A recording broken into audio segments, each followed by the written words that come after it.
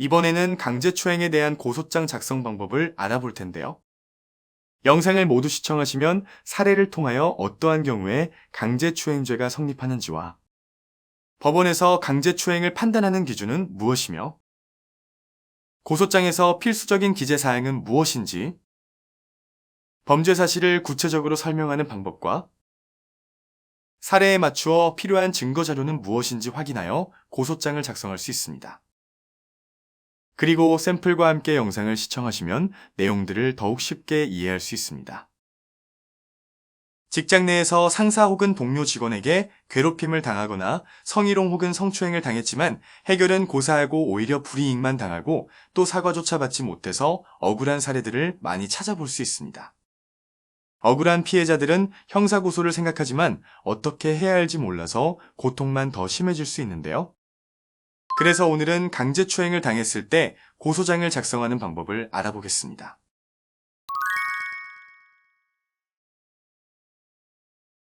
남우양과 김 부장은 같은 직장을 다니고 있습니다. 상사와 부하 직원 관계인 두 사람은 2020년 3월 10일 회식 자리에 참석했고 동료들과 함께 2차로 노래방을 가게 되었습니다. 김 부장은 자리에 앉아 쉬고 있는 남우양에게 다가와 오른팔을 억지로 이끌며 함께 노래를 부르자고 졸라댔고 힘을 이기지 못한 남우양은 어쩔 수 없이 자리에서 일어났습니다. 동료들과 함께 노래를 부르는 동안 김 부장은 끊임없이 남우양에게 추근거리며 말을 걸었고 남우양은 김 부장을 애써 무시했지만 김 부장의 행동은 술에 취한 척하며 더욱 과감했습니다. 김 부장은 노래를 부르는 척 남우양을 뒤에서 몸을 바짝 밀착하여 껴안고 한 손으로 가슴을 만지기 시작하였고 이러한 성추행을 견디지 못한 남우양은 김 부장을 뿌리치고 노래방을 빠져나와 집으로 귀가했습니다. 남우양은 동료들이 모두 보는 앞에서 성추행을 당해 너무나도 수치스러웠지만 신입사원이었던 남우양은 회사 생활에 지장이 있을까 두려워 김 부장을 고소하지 못하고 아무렇지 않은 척 정상적으로 출근했습니다. 그러자 김 부장은 상사라는 자신의 위치를 이용해 남우양을 괴롭혔습니다. 시간이 갈수록 견디기 힘들어진 남우양은 결국 추행한 사실에 대해 사과를 요청했지만 나는 전혀 기억나지 않는다며 김 부장은 발뺌했고 남우양을 퇴사시키기 위해 더욱 심하게 갑질을 행하였습니다. 결국 억울함과 괴로움을 견딜 수 없던 남우양은 사건이 발생한 지 한 달 후 김 부장을 고소하기로 마음먹었습니다.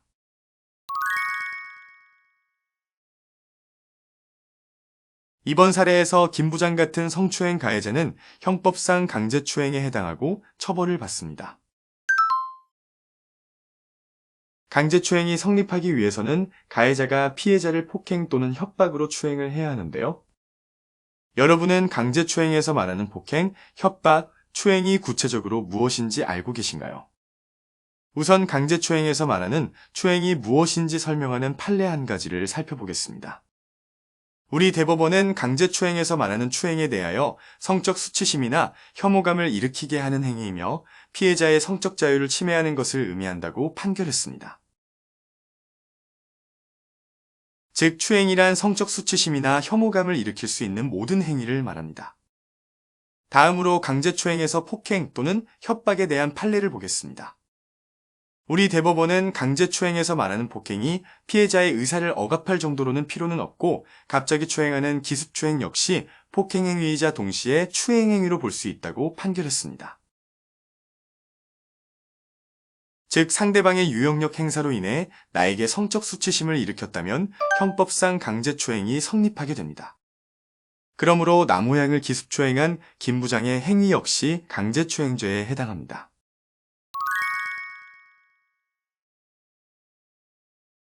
그럼 위 사례에 맞춰 고소장 작성 방법에 대해서 살펴보겠습니다.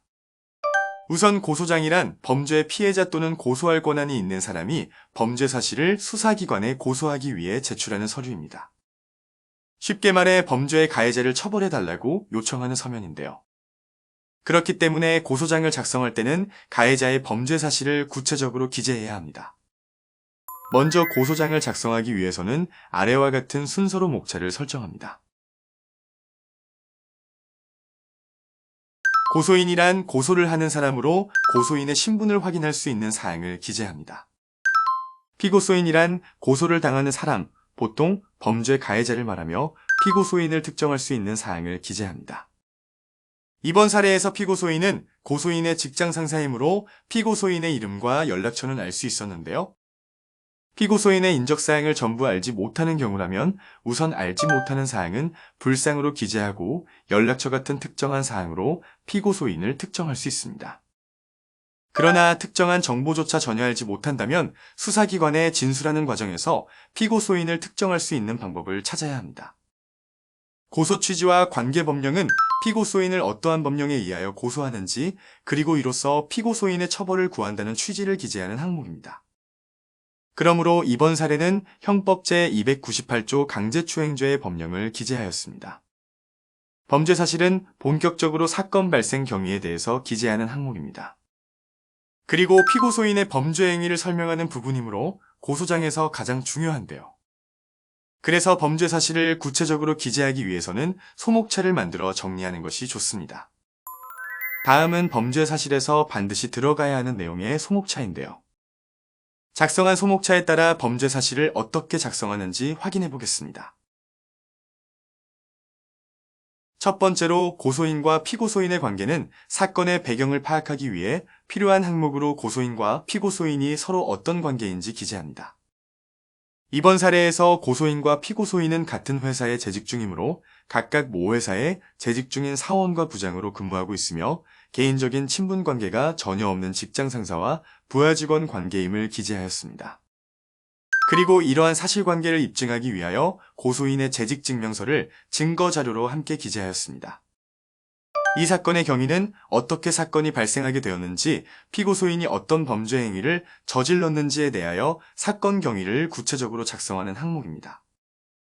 이번 사례를 예로 들면 고소인이 회사에서 회식을 하게 된 경위, 회식 자리에서 피고소인에게 추행을 당한 사실, 사건 이후 고소인이 피고소인에게 부당한 대우를 받게 되면서 고소를 하게 된 경위를 시간 순서에 맞춰 기재하였습니다. 피고소인의 범죄 행위는 피고소인이 고소인을 기습으로 추행하여 고소인에게 성적 수치심을 일으켰으므로 강제추행죄에 해당함을 설명하는 항목입니다. 성범죄의 경우 다른 범죄에 비해 입증할 수 있는 객관적인 증거 자료가 적기 때문에 진술의 신빙성을 위해 구체적인 진술이 필요한데요. 그러므로 피고소인이 고소인을 어떤 방법으로 폭행하고 고소인의 어느 신체 부위를 어떤 방법으로 추행하였는지 상세하게 기재하였습니다.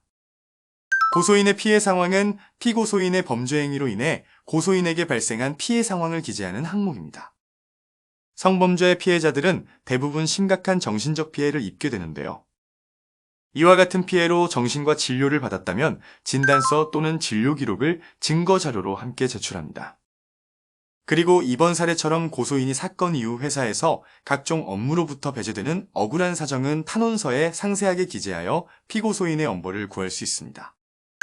소결론에서는 지금까지 기재한 범죄 사실들을 요약하여 고소인과 피고소인의 관계, 사건 발생 일시, 장소, 피고소인의 범죄 행위, 고소인의 피해 상황을 간결하게 기재합니다.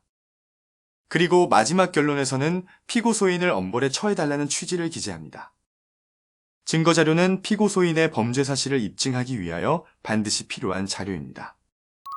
이번 사례에서는 고소인이 피고소인과의 관계를 보여주기 위한 재직증명서, 고소인이 회식 자리에 참석하게 된 경위를 보여주는 회식 관련 문자 내역, 그리고 피고소인의 범죄 행위를 목격한 목격자의 진술서를 증거 자료로 제출하였습니다. 증거 자료는 각자 상황에 맞는 자료를 수집하고 제출하는데요. 만일 이번 사례처럼 사건 당시 목격자가 있었다면 증언을 기재한 진술서도 좋은 증거 자료가 됩니다. 고소장을 다 작성하였다면 고소장을 관할 경찰서에 제출해야 하는데요. 이 사건의 경우 범죄 발생지인 노래방 소재 주소지에 관할 경찰서에 제출합니다.